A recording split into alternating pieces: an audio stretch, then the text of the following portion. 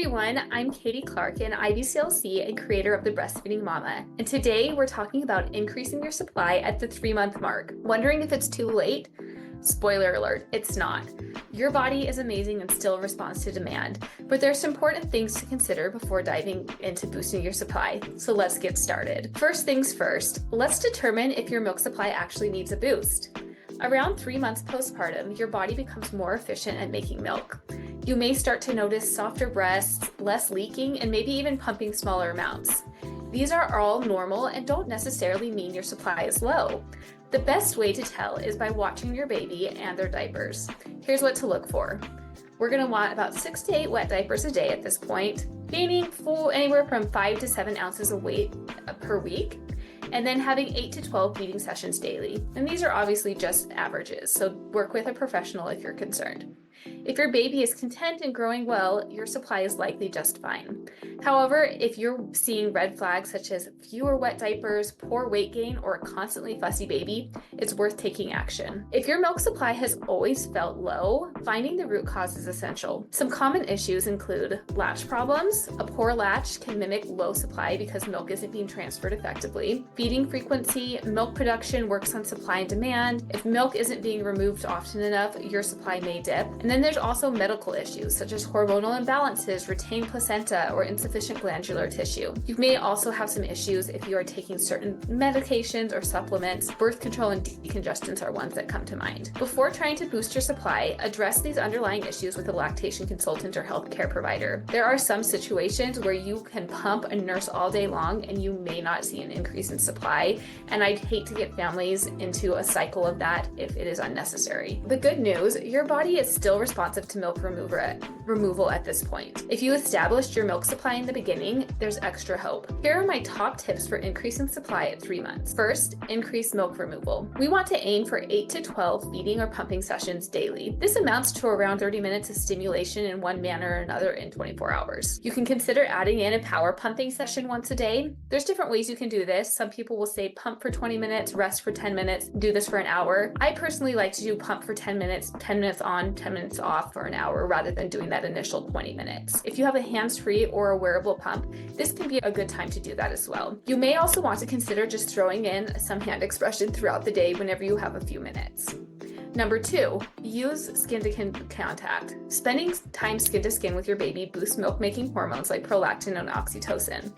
Even 15 minutes a day can make a big difference. We also want to try and decrease your stress as much as possible, and skin-to-skin can be great for that. Number 3, you want to optimize your feeding routine. Try breast compressions during feeds to help empty the breast more completely. You can try this before and during your nursing and pumping sessions. Some research has shown that hands-on pumping or hands-on breastfeeding can increase the output by almost 50%. And this is not really deep, hard pressure on your breast. It's just very gentle movements where you just move around your breast like this, do circular movements, and just try and make that milk flow a little bit faster. You want to stay hydrated and nourished, so make sure that you're drinking plenty of water. Electrolytes especially can be helpful. Don't skip meals. Your body needs fuel to make milk and to just have that energy to keep going. I always recommend trying to get at least protein, fiber, and fat in every meal or snack you're getting, and having some complex carbs throughout the day. If you're struggling to get those, I have a great meal plan. I'll put the link in the description for the video that is specifically designed for breastfeeding moms. And there's lots of different galactagogues out there. There's a lot of opinions on galactagogues, and I do think that they have their place as long as we are emptying the breast regularly. And I already said this, but focus on high prolactin times. So we'll go a little bit more. Did you know that milk production has a circadian rhythm?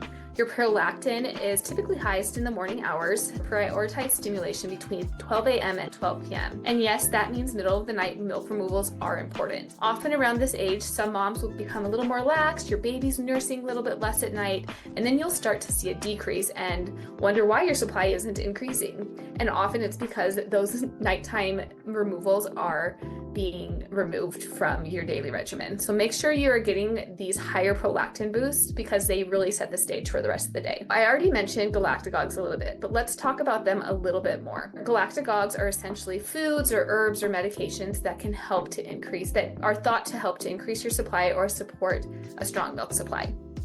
There are food-based galactagogues, which are oats, flaxseed, there's all sorts of them. There's garlic, onion, tons of different things out there.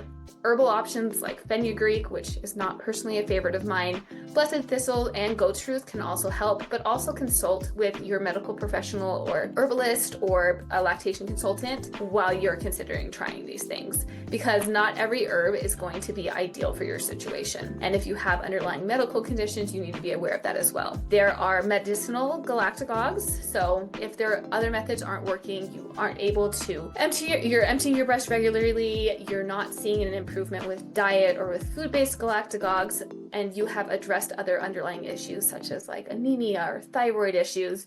There are medications such as Reglan and domperidone. These increase prolactin levels, but they may require a prescription depending on where your location is. And if you are in the United States, domperidone is not even available at the pharmacy. That is something that I do see good results with these medications. I don't love Reglan because I feel like there are a lot of very negative downsides to it, including mental health related issues, but they are something you can talk to with your doctor or other medical provider about because they can be very effective. I would not go that route though unless you have exhausted everything else. Remember though, galactagogues work best when combined with frequent milk removal. You can't just eat all this food and then only pump or nurse twice a day and expect your milk supply to go up. Here are a couple of supply killers to watch out for. Be mindful that there are things that sabotage your milk supply, such as estrogen-based birth control. Even some of the progestin-only options I have seen decrease supply. Just be aware that sometimes that will decrease your supply, any type of birth control. But of course, getting pregnant is a surefire way to decrease your milk supply as well. Dehydration or poor diet, stay hydrated and eat balanced meals, and just focus on keeping yourself nourished. Our bodies are pretty resilient, and even if you aren't eating as much as maybe you should, usually our bodies can bounce back, but you're not going to feel great, and sometimes not feeling great leads to not nursing as much. Stress can be a huge supply killer. Not necessarily the stress decreasing supply, but it can impact your letdown, which does, if your letdowns aren't happening, your supply is going to drop. And sometimes when you're stressed, you nurse or pump less. And so those things can happen as well. A lot of moms still don't have their menstrual cycle back at 3 months, and you may not have it for a long time. But if that is coming back, that may also impact your milk supply, especially from ovulation through when your cycle starts. There's lots of different things you can do to help with that. Magnesium and calcium supplements are usually the first line of defense. And then we are getting into 6th season right now, so there are some medications like decongestants that will tank your supply. So just always be aware before you start taking a medication that there may be issues. Now, I'm just going to tell you to seek support. If you're struggling, don't go at it alone. Reach out to a lactation consultant like myself or anyone else that